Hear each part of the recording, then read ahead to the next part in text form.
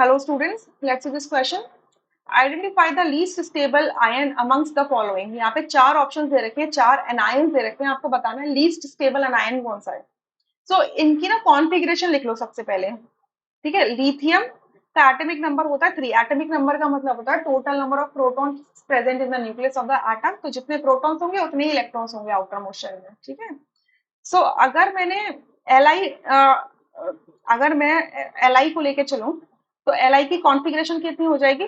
1s2 1s2 2s1. ठीक है, तीन है ना इसके पास इलेक्ट्रॉन, तो 1s2 2s1, राइट. एंड अगर मैं इसका लिथियम पॉजिटिव लिथियम नेगेटिव ले लूं तो इसकी कॉन्फ़िगरेशन हो जाएगी 1s2 2s2. क्लियर, ये नेगेटिव के लिए. सिमिलरली अगर मैं बेरिलियम को देखूं तो बेरिलियम का एटॉमिक नंबर 4 होता है, तो इसकी कॉन्फ़िगरेशन होती है 1s2 2s2. सो अगर बेरिलियम नेगेटिव ले लिया तो इसकी कॉन्फ़िगरेशन हो जाएगी 1s2 2s2 2p1. ठीक है, सिमिलरली बोरॉन का ले लो. बोरॉन का 5 एटॉमिक नंबर होता है, एटॉमिक नंबर 5 होता है, तो इसकी इलेक्ट्रॉनिक कॉन्फ़िगरेशन है 1s2 2s2 2p1.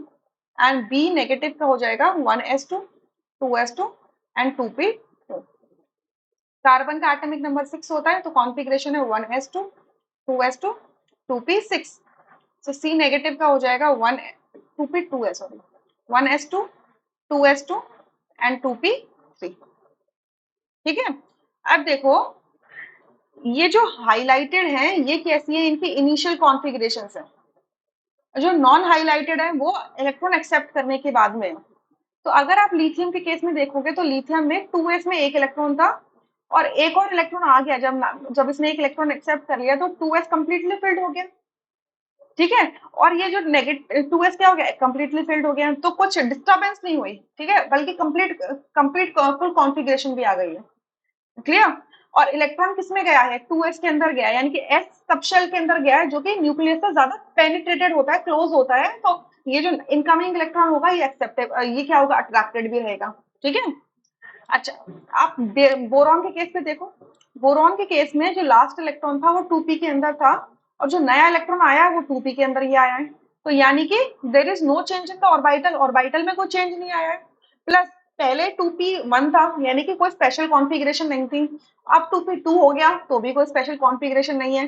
तो यानी कि इसकी स्टेबिलिटी बहुत ज्यादा कुछ फर्क नहीं पड़ा कि ये लीस्ट स्टेबल नहीं हो पाएगा. लेकिन ये मैं कहना चाहती हूँ. ठीक है, कार्बन के केस में भी सेम ही है. कार्बन के केस में आप देखो पहले 2p2 थी कॉन्फ़िगरेशन, अब क्या हो गया 2p3. इवन इसने तो क्या कर लिया, हाफ फिल्ड कॉन्फ़िगरेशन अटेन कर ली है.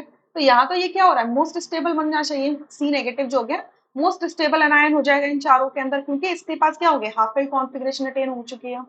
अब बेरिलियम को देखो, बेरिलियम के केस में क्या हुआ है, ये पहले से ही 2s2 था, मतलब कंप्लीटली फिल्ड शेल थी इसकी. और वाइटल था इसका, सब शेल जो थी वो कंप्लीटली फिल्ड थी. 2s कंप्लीटली फिल्ड था, 2 था.